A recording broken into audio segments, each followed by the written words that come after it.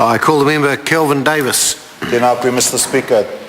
Tuatahi māku ka huri ake ki a koutua te Kawerau o Maki i tae mai ki raro te tāhu o tēnei whare hei rongohia i tēnei te pānuitanga tuatahi o tēnei pire. E ai ki ngā kōrero, e tautakongia ngā kōrero o te whanaunga nei a pēni, te tīmatanga tēnei, te hara tēnei tō tinga. Nā reira pīkaungia mai o koutou tini mate, kei rungi o koutou pokowhawhi. Utaina mai ki rungi ngā mate o konei. Te haerenga o te raunga rangatira a eru e hara tōna haerenga moke. Ko tōku hunga wai. Ko mate i ngā rā ko tahake nei. Te pāpā o tōku ho rangatira i runga tōna ngākau atawhai ki wenei kaupapa nānei mea mai ki a hau ki a haere mai ki konei hei kōrero ki wenei pire hei mua i tōku hoki ngātu ki te kāinga mo te nehu o tōku hunga wai.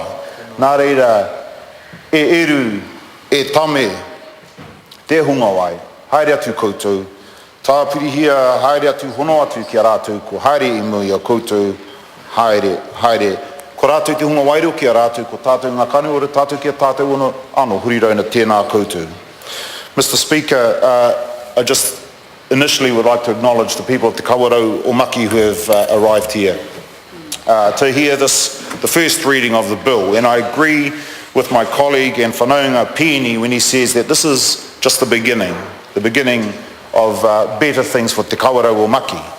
And I also ask them to bring with them the spirits of their dearly departed, such as Eru Thompson, who passed away yesterday. And we have a saying in Māori that spiritual walk is not a lonely walk because of the numbers that are going alongside. And I just want to acknowledge, Mr. Speaker, that someone else who is walking that path with Eru is my father-in-law who passed away in the last couple of days. My wife, knowing the importance of these bills, said, no, it's fine, go and talk to the bills, this bill and the one that follows before heading back to Kaitaia for the funeral. So we just acknowledge all those who have passed on.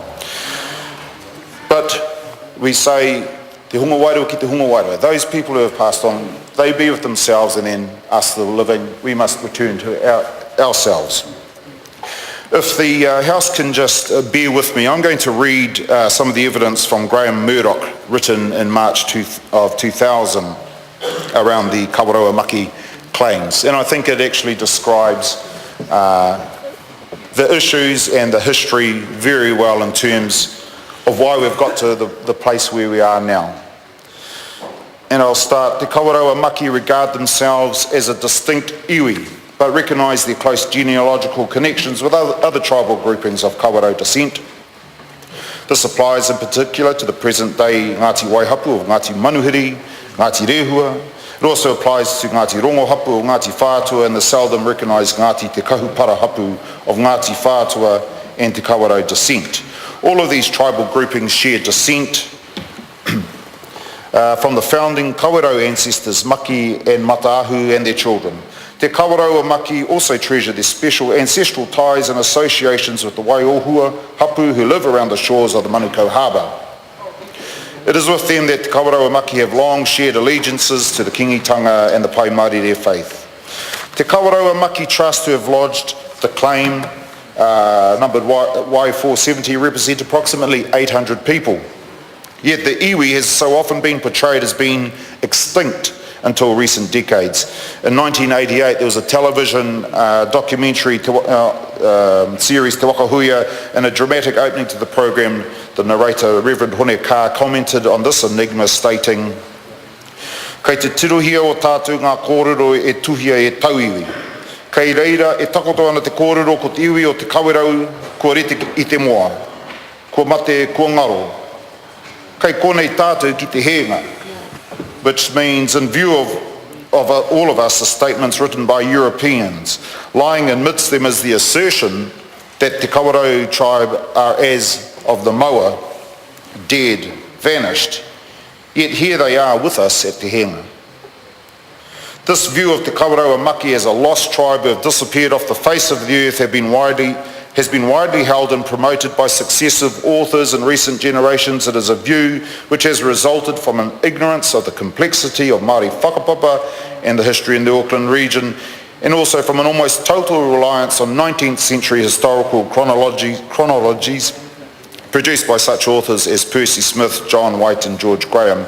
Most importantly, however, it is a perception resulting directly from the actions of the Crown, which have left Te Kawerau Maki bereft of their ancestral land and without a marae or kāinga to call their own, and we hear without even an urupa of their own to bury their dead. Prior to 1840, Te Kawerau Maki lost a significant proportion of their ancestral land through old land claims transacted on the North Shore in West Auckland and at Mahurangi.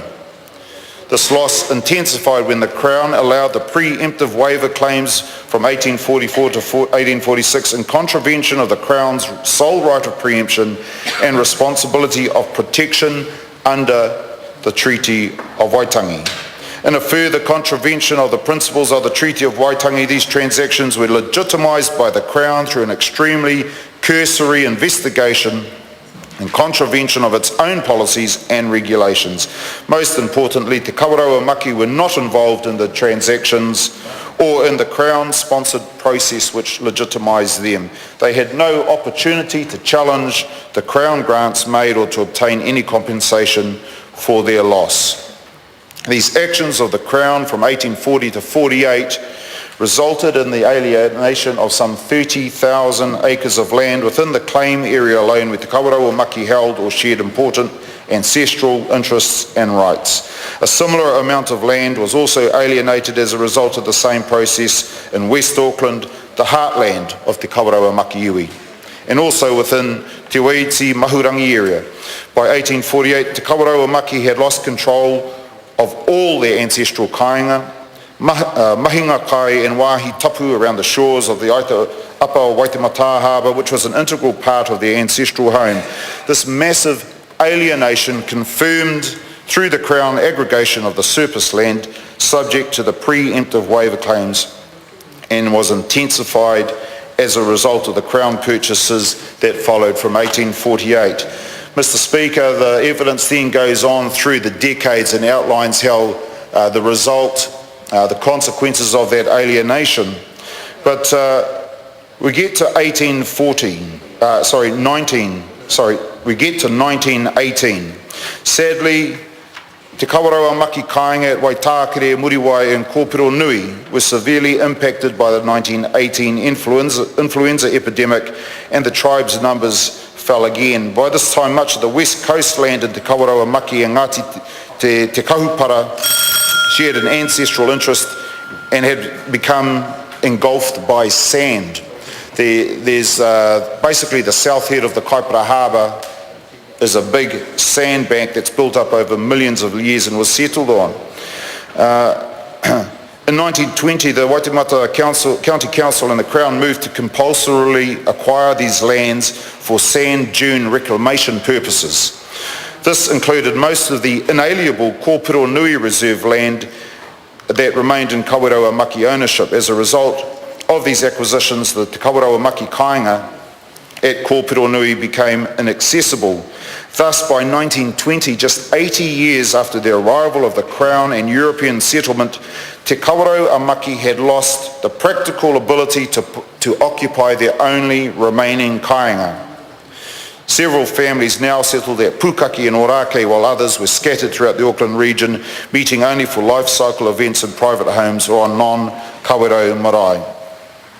Mr. Speaker, the evidence is substantial about the effects of the Crown's actions on Te Kawerau Maki. This bill goes a small way to turning that, redeeming some of those actions of the Crown. I support the Minister, and I have to acknowledge the work of the Minister in settling a number of treaty claims, and again, I'd just like to acknowledge Te Kawerau Maki for being here to see and hear this first reading. Kia ora.